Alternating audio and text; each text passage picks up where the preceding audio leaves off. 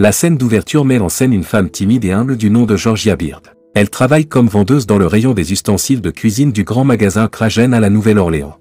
Georgia est passionnée de cuisine et aime regarder les émissions culinaires à la télévision. Elle essaie souvent de recréer les recettes pendant son temps libre. Cependant, elle s'abstient de goûter les plats qu'elle prépare, car elle craint de prendre du poids. Au lieu de cela, elle prend des photos de ses créations et les conserve dans un album étiqueté « Possibilités ». Sur son lieu de travail, Georgia est constamment harcelée par son patron, qui ne semble pas satisfait de ses performances, quels que soient ses efforts. Probablement le tout saupoudré de racisme. Sur son lieu de travail, Georgia est secrètement amoureuse d'un collègue séduisant, Sean Matthews. Sean suit l'odeur de la cuisine de Georgia et lui demande s'il peut y goûter. Après avoir pris une bouchée, il la complimente sur ses talents culinaires. Cela les rapproche et ils continuent leur conversation. Mais soudain, Georgia est maladroite et fait tomber les ustensiles de cuisine. Elle est totalement gênée en présence de Sean car elle aimerait bien tester son ustensile aussi. Elle s'excuse et tente de ramasser son bazar, mais elle se cogne accidentellement la tête contre la porte d'un meuble de cuisine, ce qui lui fait perdre connaissance. Dans la scène suivante, Sean emmène d'urgence Georgia à l'infirmerie du magasin, où elle subit un scanner. Malheureusement, les résultats sont désastreux. Il révèle que Georgia souffre en fait de tumeurs cérébrales en phase terminale causée par une maladie neurologique rare, connue sous le nom de maladie de Lampenton. Le médecin l'informe qu'il ne lui reste que 3 semaines à vivre. Au moins, ils sont honnêtes. Lorsque la nuit tombe, Georgia s'assied à sa table à manger, totalement abattue. Puis, elle a une épiphanie et elle réalise qu'elle doit accepter la réalité de sa situation. Georgia décide de ne pas passer ses derniers moments dans un hôpital à subir des traitements qui ne prolongeront sa vie que de quelques mois. Elle décide au contraire de profiter du temps qu'il lui reste et de vivre la vie dont elle a toujours rêvé. C'est ainsi qu'elle entre dans le bureau de son patron, déterminée à quitter son emploi. Elle se rend ensuite à la banque pour liquider tous ses biens. Georgia prépare ensuite ses vacances de rêve au luxueux Grand Hôtel Pup, dans la ville thermale de Karlovy Vary, en République tchèque. Après l'atterrissage, Georgia attend qu'un taxi l'emmène à l'hôtel, mais comme elle est impatiente, elle décide de louer un hélicoptère. Faut avouer que c'est tentant. Lorsqu'elle arrive à l'hôtel, les gens commencent à se demander qui est cette personne d'apparence importante. Elle se rend à la réception pour prendre sa chambre, mais apprend qu'elle n'est pas encore prête, car elle est arrivée plus tôt que prévu. Georgia demande n'importe quelle chambre disponible et on lui propose la suite présidentielle, qui coûte 4 000 $ la nuit. Georgia ne se préoccupe pas du prix épais, ce qui lui permet d'attirer davantage l'attention sur elle. Elle aperçoit le propriétaire du magasin dans lequel elle travaillait. Il s'agit de Kragen, un millionnaire excentrique qui passe toujours ses fêtes de fin d'année dans le même hôtel. Elle apprend d'un employé de l'hôtel que Kragen est avec sa maîtresse et qu'ils seront bientôt rejoints par un courtier de Louisiane. Elle aperçoit également le sénateur Dilling et le député Stewart. Après son arrivée au luxueux Grand Hôtel Pup, Georgia est encore plus déterminée à vivre pleinement le reste de sa vie. Son sens de l'aventure l'amène à faire du snowboard et à sauter à l'élastique au-dessus d'un lac. Malgré tout, Georgia reste gentille et honnête, ce qui est apprécié par le personnel de l'hôtel, à l'exception de personnes antipathiques. La responsable des services, Mademoiselle Günther. Pendant ce temps, dans la ville natale de Georgia, Sean s'inquiète de plus en plus de son absence et cherche des réponses auprès du médecin.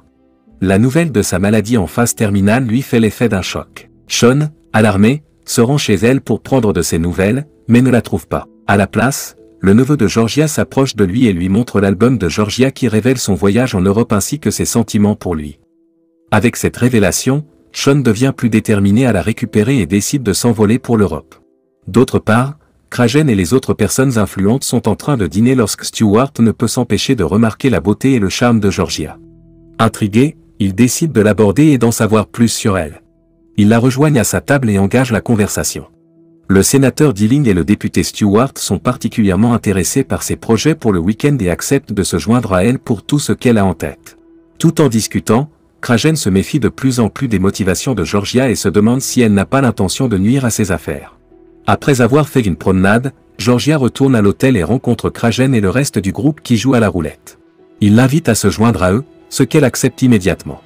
Le temps passe et la curiosité initiale de Kragen à l'égard de Georgia commence à se transformer en quelque chose de plus sombre. La jalousie. Craignant qu'elle ne soit un représentant d'une société rivale, Kragen devient de plus en plus paranoïaque et tente de découvrir tout ce qu'il pourrait y avoir de compromettant sur elle.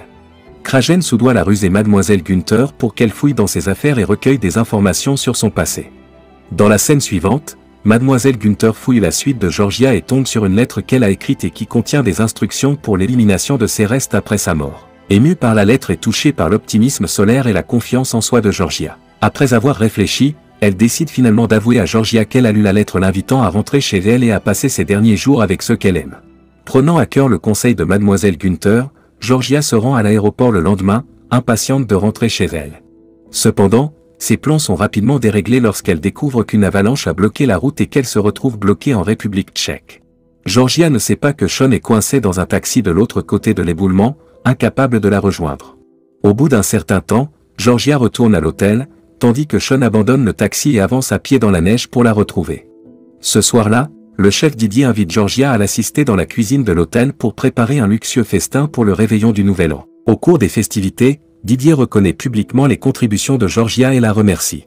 Cependant, Kragen, furieux de l'attention portée à Georgia, cherche à l'embarrasser devant ses compagnons en révélant qu'elle n'est qu'une vendeuse dans l'un de ses magasins. Malgré ses efforts, Georgia reste calme et sereine, affirmant qu'elle n'a jamais parlé d'elle et que les gens ont simplement fait des suppositions sans connaître les faits. Elle révèle au groupe que sa maladie est à l'origine de ses dépenses extravagantes et de sa décision de vivre pleinement sa vie. Cependant, Georgia ne veut pas mettre qui que ce soit mal à l'aise et quitte rapidement la table après avoir souhaité à tout le monde une bonne année. Après la fin du tumulte, les associés de Kragen sont consternés par son insensibilité et choisissent de soutenir Georgia, le laissant seul à la table.